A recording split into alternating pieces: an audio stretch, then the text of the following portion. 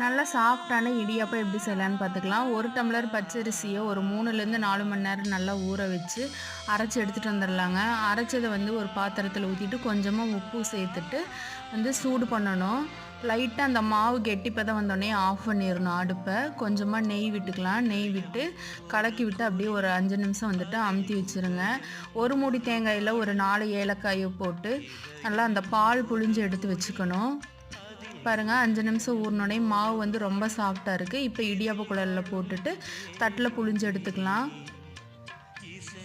எவ்வளோ சாஃப்டாக வருதுன்னு பார்த்தீங்களா? இப்போ இடியாப்ப தட்டில் வச்சுட்டு வேக வச்சு எடுத்துடலாம். இது கூட தேங்காய் பாலில் கொஞ்சமாக சர்க்கரை, நாட்டு சர்க்கரை, வெள்ளை சர்க்கரை எது வேணால் சேர்த்துக்கலாம். ஊற்றி கொடுத்தா குழந்தைங்க நல்லா விரும்பி சாப்பிடுவாங்க. ரொம்ப சூப்பராக ஈஸியாக செஞ்சிடலாங்க. நீங்களும் ட்ரை பண்ணி பாருங்கள்.